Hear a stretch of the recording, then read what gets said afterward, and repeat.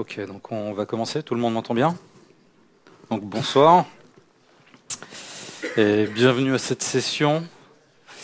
J'ai pas pu lui trouver un nom plus intéressant, plus vendeur, parce que c'est vraiment ce que je vais vous présenter. C'est un retour d'expérience de la migration que j'ai effectuée de Tomcat vers Vertex. Donc tout d'abord, je vais vous présenter un peu le contexte de cette migration, dans quel cadre elle s'est déroulée, pourquoi on a choisi de le faire. Et donc je vais rester un petit peu sur ce slide vu que bon, c'est un retour d'expérience, donc c'est intéressant je pense de connaître le contexte. Peut-être que vous vous reconnaîtrez ou pas et que les décisions que vous prendrez peut-être seraient complètement différentes des nôtres. Donc je m'appelle Florian Boulet, je suis développeur chez Next Performance, aussi appelé Nextperf depuis quelques temps.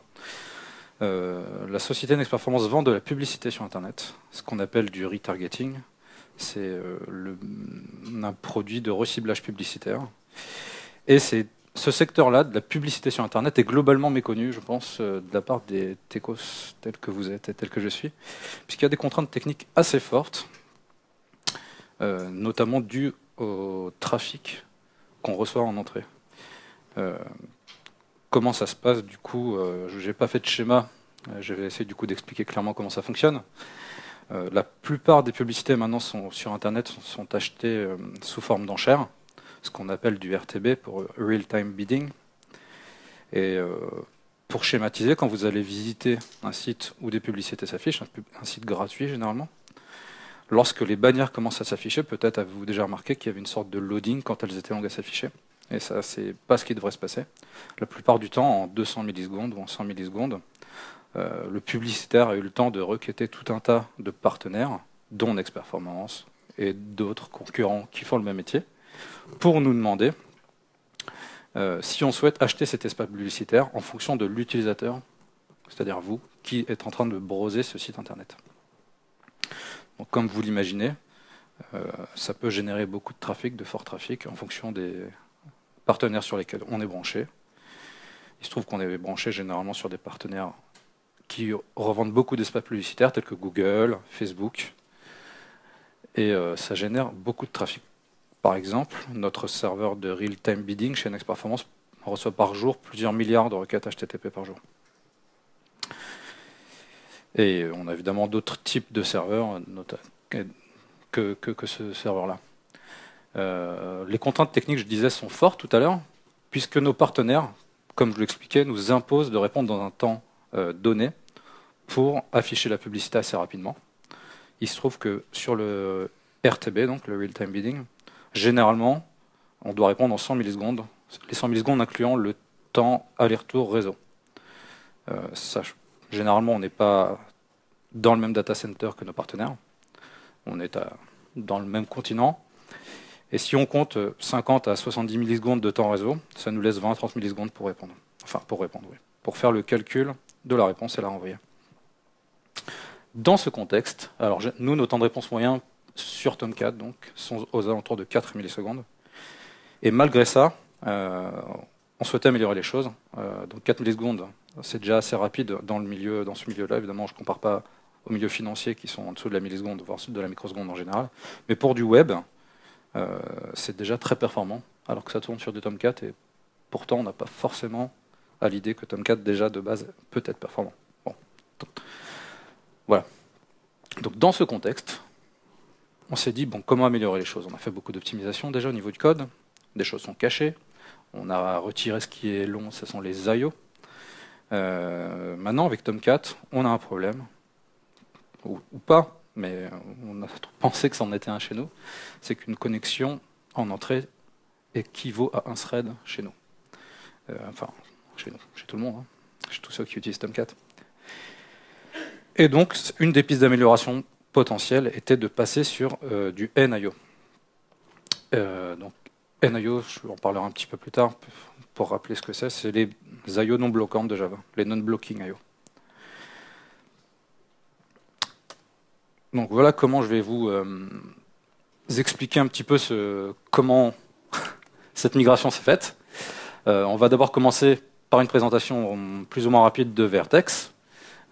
Qui ici connaît Vertex? Non, qui ne connaît pas Vertex plutôt, c'est mieux. Donc voilà, j'ai à peu près la moitié, 40% de la salle. Ensuite, dans un second temps, on évoquera donc les différents. Je pense que Tomcat, si vous êtes venu, vous connaissez tous à peu près, ou en tout cas ses équivalents de GT et compagnie. Disons le monde servlet. Et s'il vous plaît, vu qu'on n'est pas très nombreux, la salle n'est pas très grande, il n'y a pas de micro d'ailleurs, n'hésitez pas à m'interrompre à tout moment pour me poser des questions, éventuellement rajouter des choses que vous pensez que j'ai oubliées, puisque comme je vous l'ai expliqué, c'est un retour d'expérience, et j'ai peut-être loupé des choses, tout simplement. Que vous connaissiez Vertex ou Tomcat d'ailleurs. Je ne me prétends pas spécialement expert ni de l'un ni de l'autre, je les ai utilisés, et voilà. Donc Vertex. Alors j'ai dit rappel, finalement c'est pas vraiment des rappels, c'est plutôt des concepts. Alors, cette phrase, cette punchline, si je peux l'appeler comme ça, elle est tirée du site de Vertex. Donc c'est pour ça que c'est une punchline, hein. Je pense qu'ils espèrent que tout le monde comprenne en une phrase ce qu'est Vertex, et finalement, je ne sais pas ce que vous en pensez, moi je comprends pas très bien finalement, ça reste très flou, très générique. Une plateforme légère, performante, tendance AGVM. Voilà. Bon, ça dit pas ce que ça fait, hein. C'est pour ça que je vais un petit peu plus creuser que cette phrase. Alors, voilà quelques caractéristiques de Vertex. On peut voir Vertex comme une librairie bâtie au-dessus de Netty, c'est ce que j'écris donc sur la dernière ligne, avant-dernière. Netty, qu'est-ce que c'est? C'est une librairie NIO permettant de faire des clients-serveurs en réseau, sur UDP, TCP, donc HTTP aussi, et éventuellement tous les protocoles custom qu'on peut imaginer au-dessus de UDP et de TCP. Donc Vertex utilise Netty comme librairie réseau. Et que rajoute Vertex? Alors je dis Vertex de temps en temps, hein, mais la vraie prononciation c'est Vertex. Que rajoute Vertex par rapport à Netty, qui est vraiment juste une librairie très performante? C'est un peu tout ce que vous voyez là. Donc notamment le fait que ce soit polyglotte, c'est-à-dire qu'une application qui tourne sur Vertex peut être codée potentiellement sur tous les langages tournant sur les JVM. De base, il y a les langages classiques qui sont fournis, il y a Groovy, Ruby, etc. Scala est un module supplémentaire, par exemple, mais ça marche également. Donc ça, c'est pas évident l'intérêt hein, d'avoir une application qui serait multilangage comme ça. Donc en tout cas, c'est faisable. J'en parlerai peut-être un petit peu plus tard de l'intérêt d'avoir une application polyglotte. Alors c'est scalable. Vous le verrez plus tard, j'ai quelques exemples de code dans cette partie-là. D'une part parce que j'utilise des IO non bloquantes. Alors je dis non bloquantes, mais peut-être qu'on dit un IO, donc je ne sais pas. Et c'est asynchrone. Le modèle de programmation, on verra plus tard, est inspiré très fortement de Node.js, ce qui fait que tous les appels sont asynchrones, en plus d'être non bloquants. Ce qui entraîne donc cet aspect événementiel, puisque qui dit appel par callback dit événementiel, d'autant plus, je l'expliquerai un petit peu plus tard, qu'il y a aussi un bus d'événements au sein de Vertex qui permet d'envoyer des événements, tel que son nom l'indique évidemment. C'est rapide, c'est très léger, ça n'a que 4 dépendances Vertex, donc c'est plutôt léger.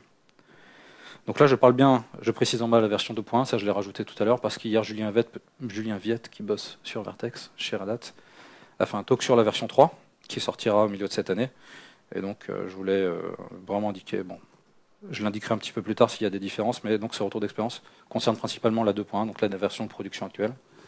Les différences ne sont pas énormes entre les deux, mais il y aurait peut-être quelques différences si j'avais utilisé, enfin si j'avais fait cette migration dans les mois qui suivent.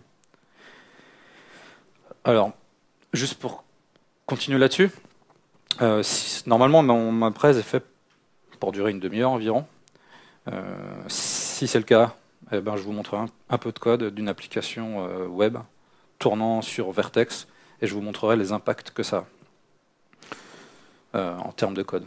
C'est-à-dire que là, tel que vous le voyez, bon, c'est pas encore complet, hein, évidemment. Enfin, toutes les caractéristiques ne sont pas résumées là, je veux dire.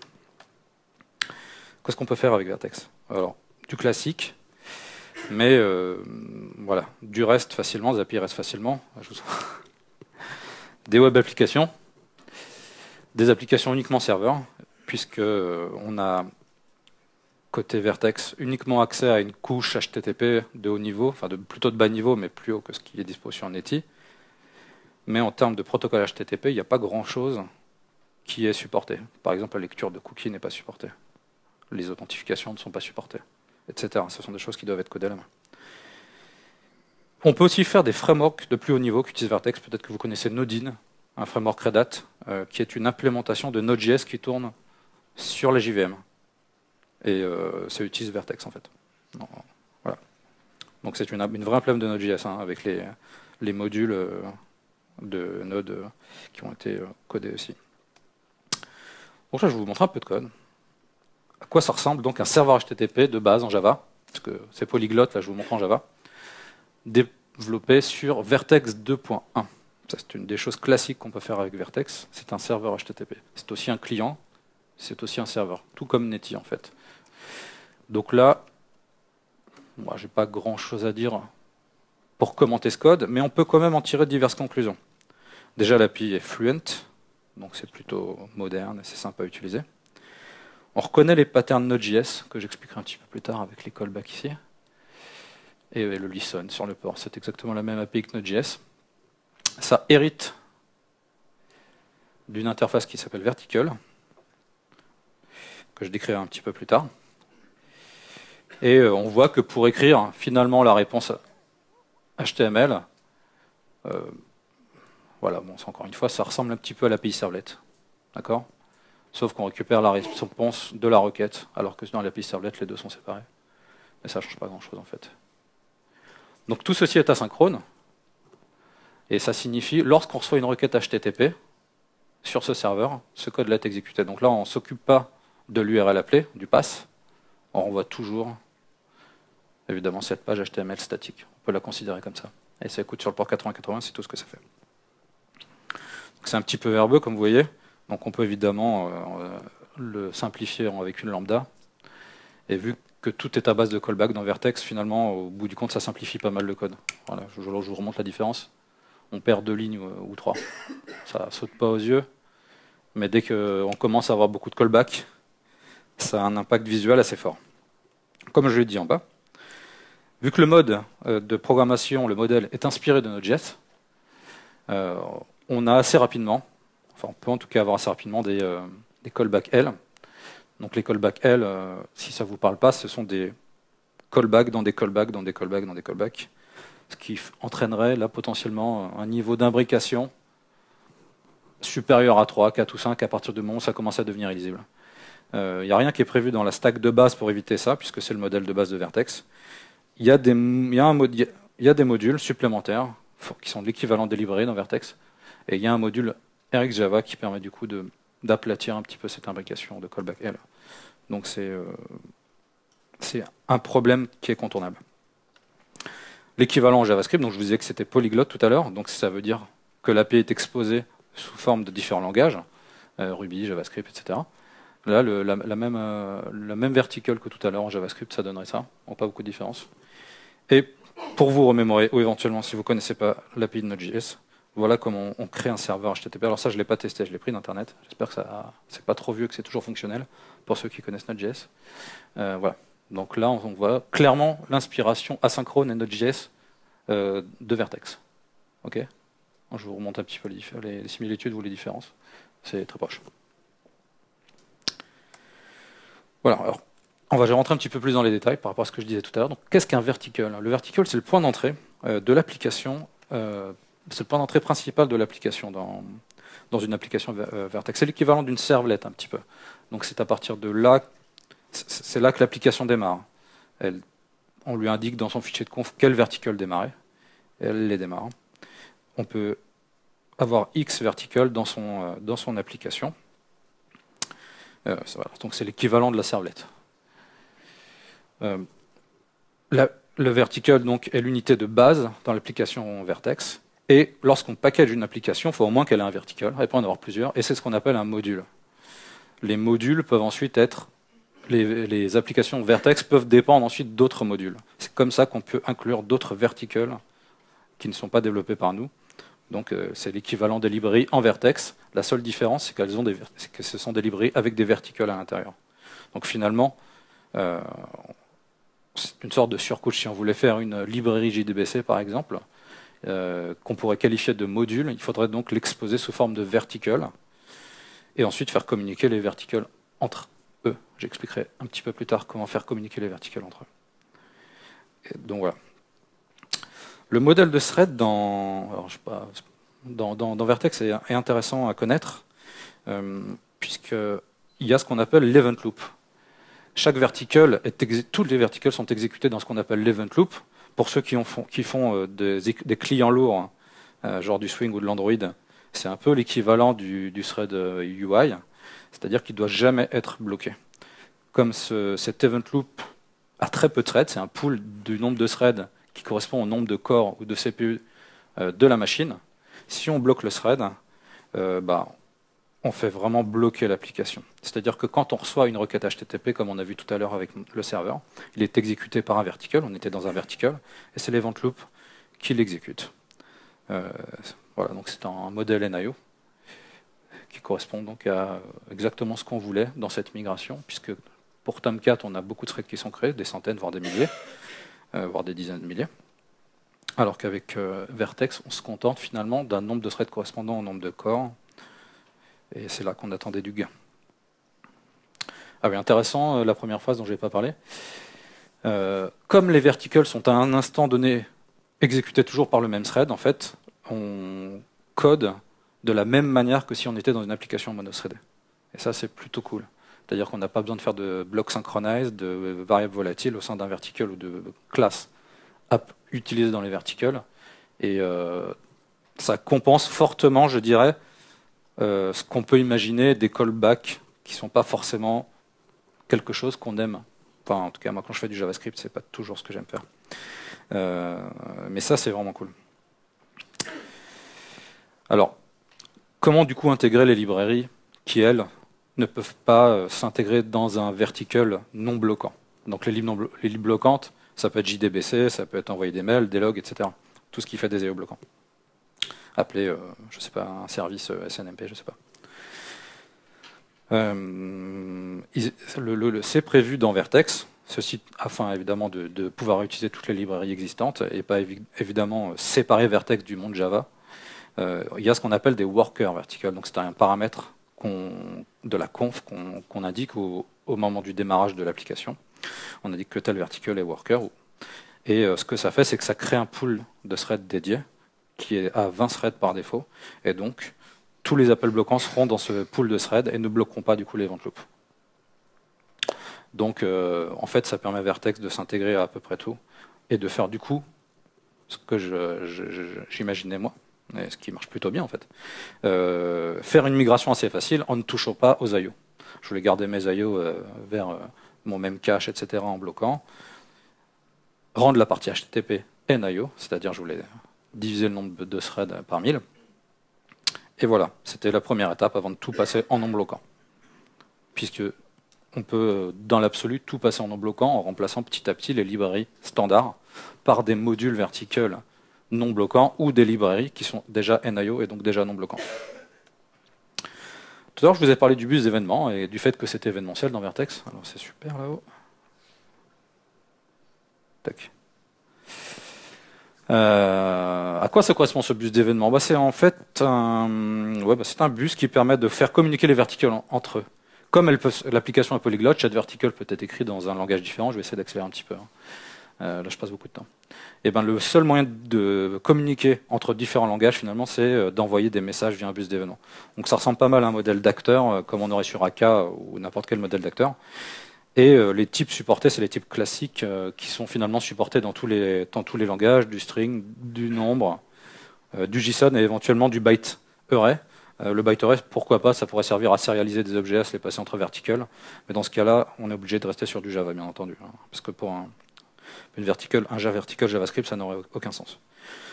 Ce qui est intéressant, ce que j'écris, c'est qu'on peut, entre JVM, du coup, communiquer entre les verticles de plusieurs JVM qui tourneraient dans un même réseau. Au démarrage de l'application, on lance avec le paramètre -cluster, et par multicast, ça trouve toutes les applications qui tournent en local, et avec l'event bus, donc on peut s'envoyer des messages entre vertical et application sur le même cluster. Et du coup, on se rapproche encore une fois d'un modèle d'acteur à la AK. Je dis qu'on peut aussi communiquer vers le browser. Effectivement, il y a une petite API, enfin même une API normale StockJS, qui permet du coup d'envoyer des notifs directement sur le browser, si on a une web app avec évidemment un petit peu de code spécifique. Voilà, donc là je montre un petit exemple. Le premier bout de code, c'est comment on envoie un message sur le bus d'événement. Ça, c'est l'adresse à laquelle on envoie le message. Là, c'est un message de type string. Là, côté vertical, au démarrage de la vertical, on a lancé ce genre d'initialisation pour indiquer le, le, le comportement effectué au moment de la réception du message. Et ici, on s'enregistre auprès du bus d'événement. Donc ça ressemble à de la programmation JavaScript, hein. Et voilà, c'est pas plus compliqué que ça. Là, je fais un message.reply. Et ici, le message.reply n'est pas traité. Si on voulait le traiter, il y aurait un callback à rajouter ici. Et potentiellement, on pourrait du coup faire une sorte de ping-pong infini entre deux verticals avec un protocole particulier.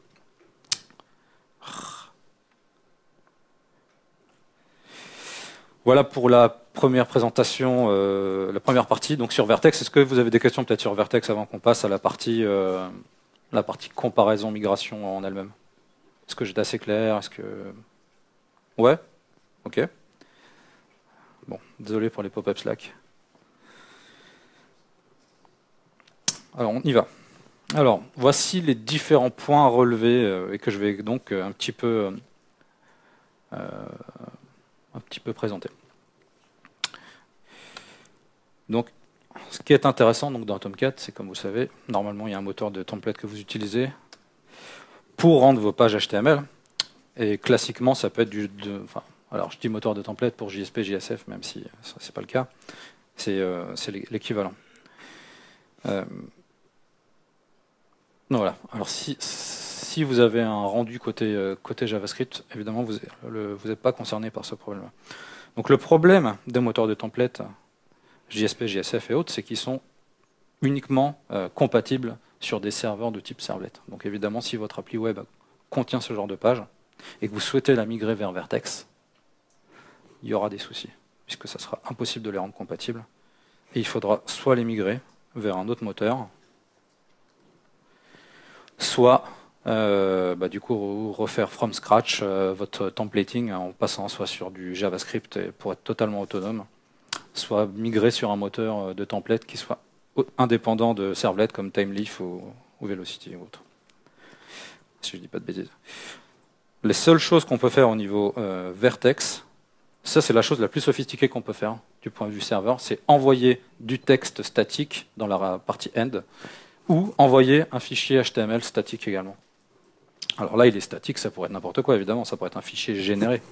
Mais quoi qu'il arrive, s'il est généré, il faut quelque chose pour le générer, et ça sera soit votre code à vous, soit l'intégration d'un moteur de template que vous aurez fait.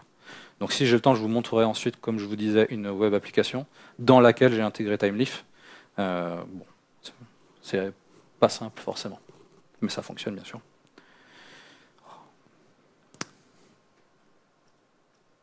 Voilà. Tac. Donc, voilà, c'est plus ou moins difficile, je pense, selon le moteur. Moi, j'ai juste testé avec Timeleaf. J'ai pas regardé tous les moteurs possibles. A priori, la plupart des moteurs de templates sont indépendants de servlet et donc pourraient être intégrés. Donc voilà, là, j'ai mis un petit mème et un pas facile pour conclure cette petite partie. Ça dépend évidemment d'à chaque fois de chaque application. Si, au contraire, vous utilisez que la partie servlet pour écrire du statique, il n'y aura pas de souci.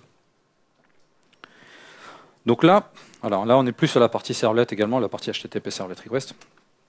Donc l'API est plutôt proche. Je vous ai montré tout à l'heure l'API Vertex, qui permet d'écrire du code directement dans la socket. Avec Servlet, on peut faire à peu près la même chose.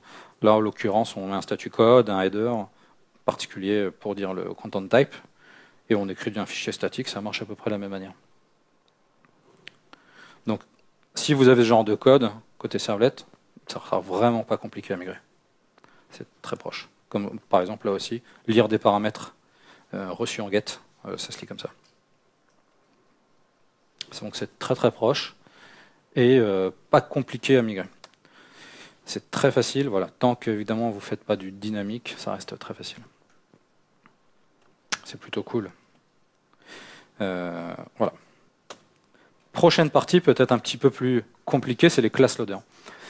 Alors, dans la doc de Vertex, c'est pas forcément indiqué clairement comment fonctionnent les class loaders. Ou en tout cas, c'est indiqué, mais c'est dur de comprendre. Alors, pour rappel, sur Tomcat, si je dis pas de bêtises, et surtout corrigez-moi si je dis une bêtise, il y a un class loader unique par web application. Je ne compte pas les class loaders parents de Tomcat, etc. bien sûr. Juste avec nos propres classes. C'est facile, c'est pratique, parce que du coup, on peut coder un petit peu n'importe comment, mettre des champs statiques, etc., des caches, et ça marche tout le temps. On n'a jamais de class not found ou de cache vide, etc. Sur Vertex, c'est un petit peu différent. Alors, comme je vous disais, la doc n'est pas très claire sur la manière dont les class loaders fonctionnent. Alors, par simplification, ce n'est pas vrai ce qui est écrit ici. Il n'y a pas un class loader par instance de Vertical. C'est pas vrai, mais on peut considérer cette approximation comme bonne pour développer une application Vertex. Qu'est-ce que ça veut dire concrètement? C'est écrit juste en dessous. Avoir un loading cache Guava en statique, dans une classe statique, ça ne marchera jamais. Ça veut dire que les données seront dupliquées dans toutes les verticales, donc explosion de la heap pour rien. Le cache finalement ne fait pas son office. Et du coup, là, on est bien embêté.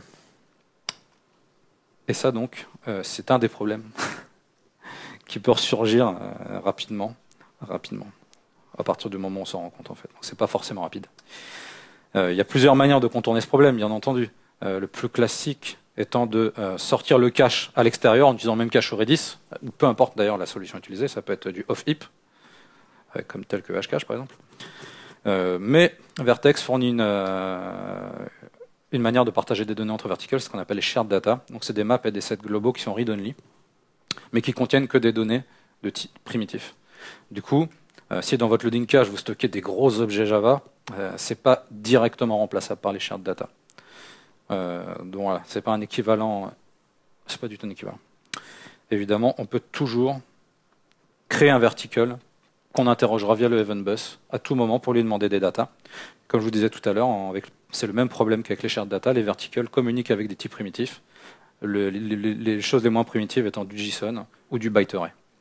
Donc la chose qui est imaginable si on a un gros cache d'objets, c'est créer un vertical qui stocke ce cache, donc il est local à son class loader à lui. Les autres verticals, lorsqu'ils ont besoin de ce cache, envoient un message sur l'event bus à ce vertical de type cache, et le vertical renvoie l'objet sous forme de byte array, donc sérialisation de ce côté-là, désérialisation du côté du vertical demandant, tout ça au sein de la même JVM. C'est pas forcément optimal. Ça ferait même sûrement perdre du temps. Comme je vous disais tout à l'heure, les verticals peuvent communiquer entre elles si elles sont sous un même cluster. Donc là, par contre, on gagnerait de la fonctionnalité, ça nous permettrait d'avoir une appli de type vertical qui ferait du cache d'un côté, qui serait interrogée éventuellement par plusieurs applications. Pourquoi pas? C'est faisable.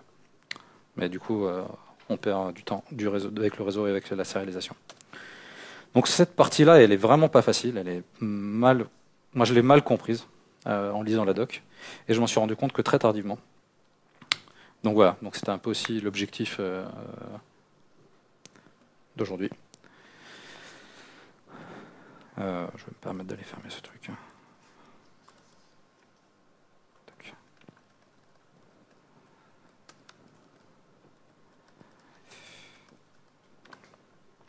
Voilà. Alors, une autre chose à prendre en compte, finalement c'est ce que je disais tout à l'heure, c'est quand on a des librairies avec I/O bloquantes, ce qui est normal sur Tomcat, eh ben, il faut y faire attention. Typiquement JDBC, la lecture de fichiers, c'est-à-dire les I/O traditionnels du JDK, doivent être isolés dans un vertical de type worker pour travailler dans un pool de thread worker. Voilà, donc ça c'est un petit travail qui doit être fait. L'avantage évidemment c'est que ça permet du coup d'être compatible et d'avoir une migration assez douce. Pour autant, il y a des alternatives. Là je donne un exemple d'un module développé par quelqu'un de la communauté Vertex. Ce n'est pas inclus par défaut dans Vertex. C'est un module MySQL PostgreSQL asynchrone qui n'utilise pas JDBC. En fait, ça utilise du code Scala, donc une librairie Scala asynchrone. Et donc, la personne a fait une surcouche pour inclure un vertical, c'est ce que je vous disais tout à l'heure, un vertical du coup Postgre.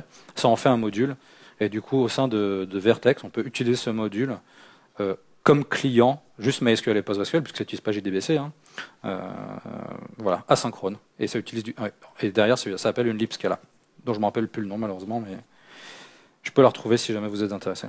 Donc, c'est faisable assez facilement, je pense. Si vous avez, par exemple, en interne chez vous des librairies bloquantes, elles peuvent très bien être utilisées dans un worker pool, il n'y a pas de souci.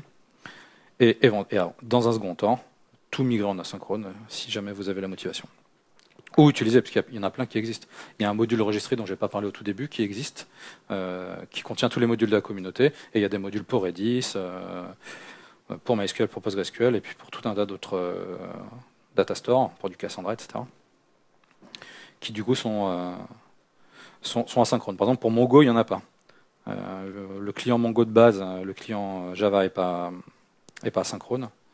Et donc là, pour le coup, personne n'en a fait. Donc il y a quand même des librairies qui peuvent pas être disponibles sous forme de modules asynchrones, mais du coup qui peuvent être utilisées sous forme de worker vertical, comme je le précise juste au-dessus.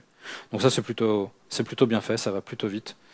Et c'est juste finalement exposé sous forme de vertical, et donc les accès aux IO et aux librairies bloquantes.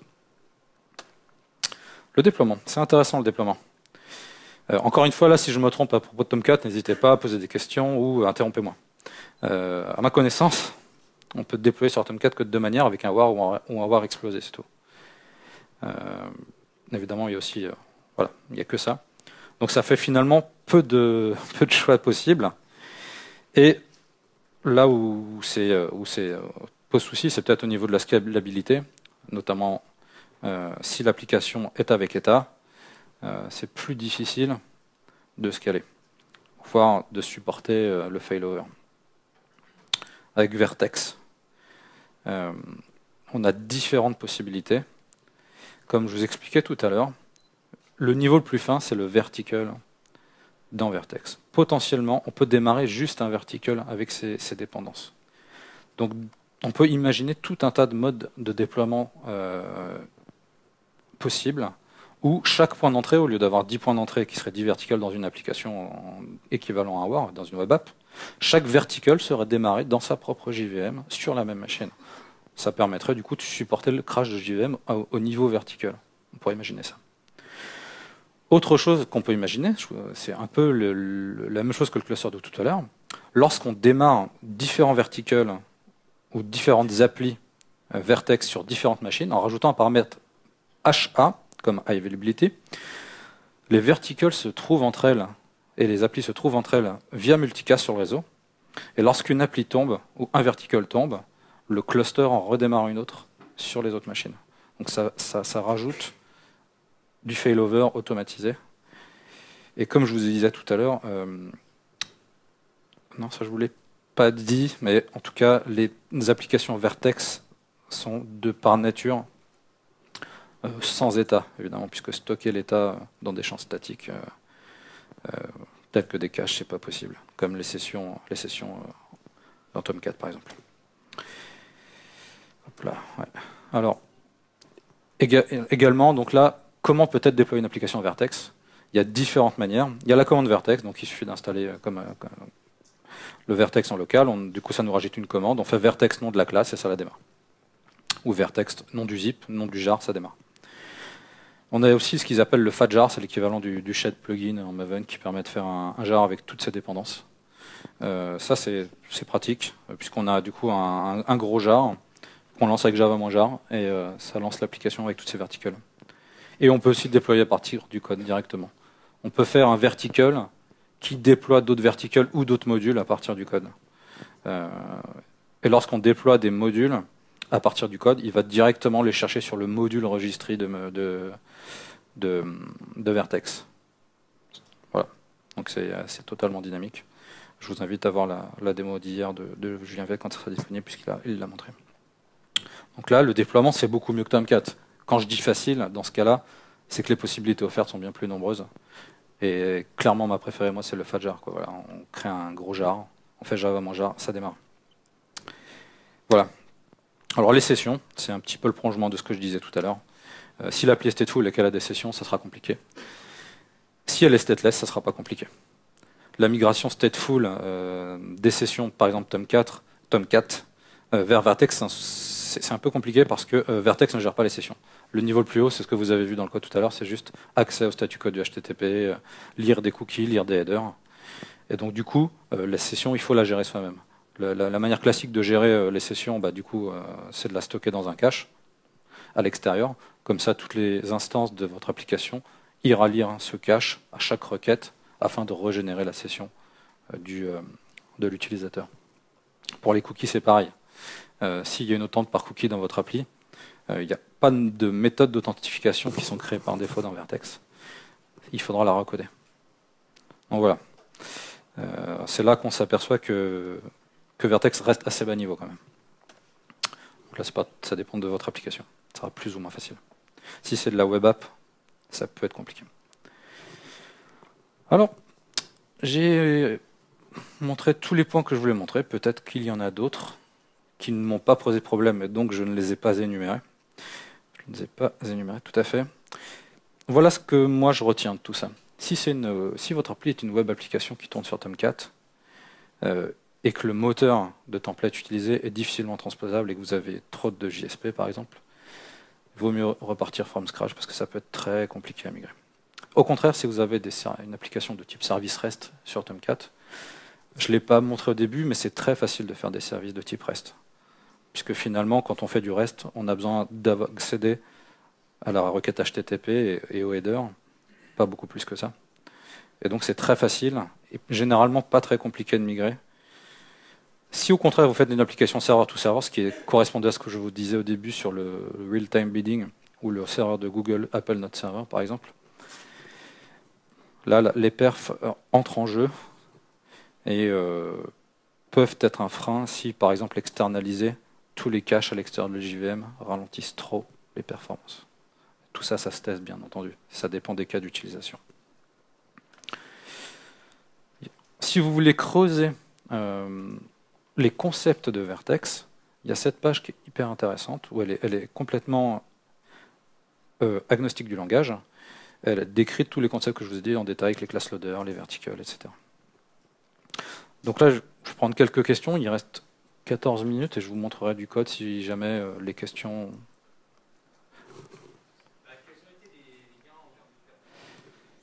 Alors, très bonne question. Alors, je répète la question. La question, c'est quels ont été les gains en termes de performance. La migration, pour l'instant, n'est pas encore terminée pour plusieurs raisons. Et la raison principale, c'est que Vertex 3 arrive cette année. Et que du coup, elle a été mise en pause, cette migration, puisque Vertex 3 apporte des nouvelles features intéressantes, notamment sur la gestion du class loader, et des modules qui sont inclus par défaut, notamment RX, qui permettent d'éviter le callback L. Donc l'idée, c'est que elle a été stoppée donc, pour cette histoire de class loader, et aussi parce que le code en fait devenait compliqué. Trop de callback. Quand on écrit l'application, déjà j'avais du mal à m'y retrouver, alors je n'osais pas imaginer comment mes collègues auraient compris quelque chose sans passer à RX. Donc j'aurais pu utiliser le module RX existant actuellement, mais il est vraiment pas bien intégré à l'API existante. J'ai préféré du coup finalement attendre quelques mois de plus pour continuer la migration, puisque l'API sur un Vertex 3 n'est pas si différente que ça. Donc là normalement ça devrait se faire et se continuer de manière assez douce. D'autres questions peut-être? Oui. Ouais, on n'a pas parlé de Hazelcast. Donc Hazelcast, c'est utilisé dans Vertex 2 et c'est plus utilisé dans Vertex 3. C'est ce qui est utilisé du coup pour faire les clusters et la high availability au sein des différentes applis pour se trouver dans le réseau local. Je ne sais pas pour quelle raison, mais en tout cas en Vertex 3, ça sera retiré. Ah bah Julien, ouais. 2 jours? Ah ça y est toujours. Ah d'accord, on a le choix. Et pourquoi du coup Ouais. Ah ouais, pour cette partie-là, ouais, tout à fait. Ouais, voilà, c'est bien que tu en parles parce qu'effectivement, j'aurais- Non, non, effectivement, ça aurait pu être une possibilité. Ouais. D'ailleurs, Julien, si tu as des précisions sur les classes loaders, etc., en Vertex 3, moi je suis assez.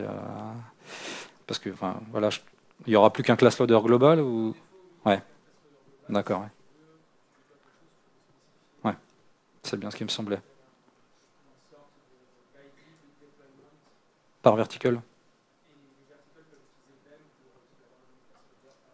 D'accord, donc Julien disait qu'à partir de Vertex 3, je dois répéter, il y aura un class loader global, mais on peut préciser un ID pour du coup que les verticals partagent entre elles un même entre eux ou entre elles un même class loader, ce qui effectivement correspond totalement à notre besoin, nous, je pense notamment en termes de cache, qui sont majoritairement read-only, qui sont, je pense, qui ne seront pas des gros soucis si on y accède sur les ventes loop.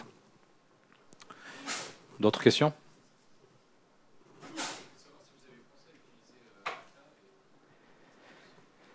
Alors, la question c'est est-ce qu'on a pensé à utiliser AK dans quelles circonstances, par exemple, tu t'imagines? Ouais, ouais. Alors, ouais, ouais, ouais, tout à fait. Alors, ouais. Alors, ce qu'il y a, c'est que là, dans le cadre de cette migration, on n'a pas utilisé l'event bus pour communiquer autrement que des verticals au sein de la même JVM, finalement, faire des appels de l'event loop sur des vertical workers.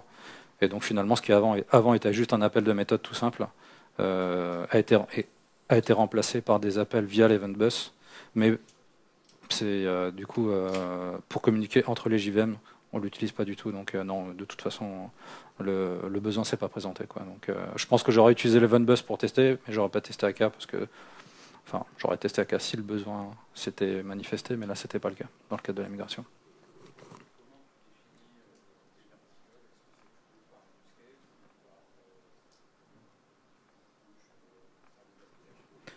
Alors la question c'est comment on définit les verticals par couche ou par ou par cas d'utilisation. Alors euh, je n'ai pas vraiment de réponse générique à ta question. Moi, je peux te dire ce qu'on a fait, c'est-à-dire que les parties avec des accès aux IO sont devenues des verticals qui exposent du coup ces accès. Typiquement, les accès MongoDB ont eu devant un vertical pour communiquer avec eux. Et donc, du coup, ce sont devenus des verticals qui étaient dans le pool worker. Les servlettes, toutes les servlettes qu'on avait, on en avait, je sais pas, 3-4, sont devenues toutes des verticals également. Je ne l'ai pas montré, mais il y a ce qui s'appelle un route matcher, qui permet du coup, dans le code, de dire sur telle URL, tu exécutes tel handler. Et en fait, ça c'est l'équivalent du web.xml classique, mais qui se trouve au niveau du code. Et aussi, j'ai eu des verticals pour tout ce qui était un peu batch job. Je ne l'ai pas montré, mais on peut lancer des timers réguliers dans Vertex. Et du coup, ça c'était la partie qui était plutôt qui étaient des threads en fait dédiés, sont devenus des verticals qui tournaient à des périodes régulières. Donc, ouais, j'ai pas de réponse mieux que ça, désolé. Ouais,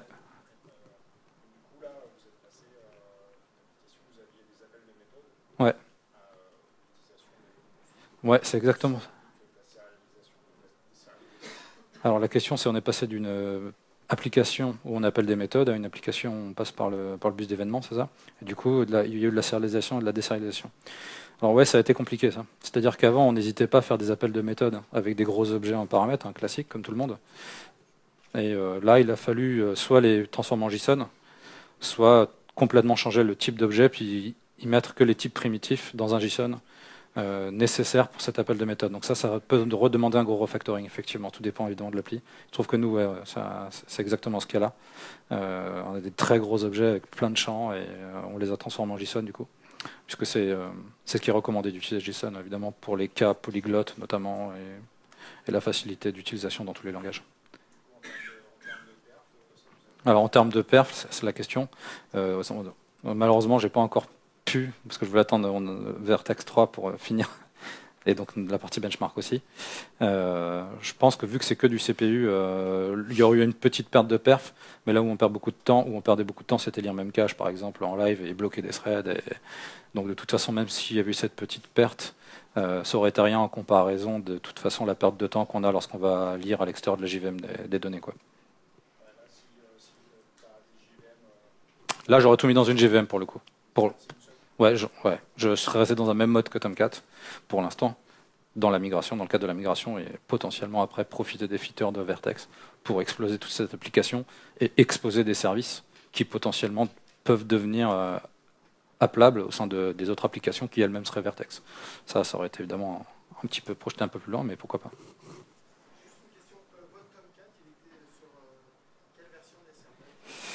Alors, c'est une bonne question. C'est de la 2 quelque chose, je pense. 2, 2.5, je ne sais pas.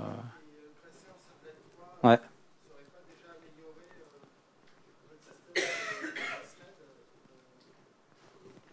Ça, je pas assez calé sur Tomcat pour dire, mais est-ce que ça change le modèle de thread dans Tomcat, le fait de passer avec des annotations? Ah ouais, mais ça, on était sur Tomcat 7 avec le connecteur NIO déjà, de base. Hein? Du coup, c'est en Servlet 3, d'accord, mais on utilisait alors du coup pas les features de Servlet 3, quoi. On gardait notre bon vieux web.xml, aucune annotation, et pas de Servlet asynchrone. Ouais, peut-être. Ouais. Peut-être que ça aurait mérité d'être testé, effectivement. Bonne remarque. Non, non, mais tout à fait, tout à fait. Non, non, mais je suis totalement d'accord. C'était même plus facile à tester, ouais. Mais ouais.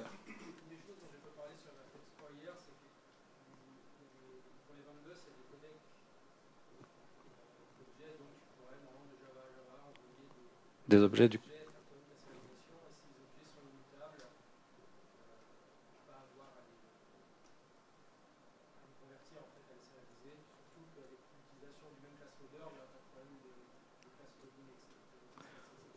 D'accord. Donc ce qu'a dit Julien, pour répéter, c'est que dans Vertex 3, il y aura des codeurs, des codecs, enfin des codecs tout court du coup, pour la sérialisation et désérialisation dans l'event bus, et que si on reste au sein du coup de la même JVM, il y aura moyen de ne pas sérialiser et désérialiser, donc de passer des objets d'un vertical à l'autre, ce qui effectivement fera gagner du temps par rapport à ce que Vertex 2 permettait de faire, puisqu'on était obligé de sérialiser ou d'extraire les data qu'on souhaitait passer à l'autre vertical via l'event bus.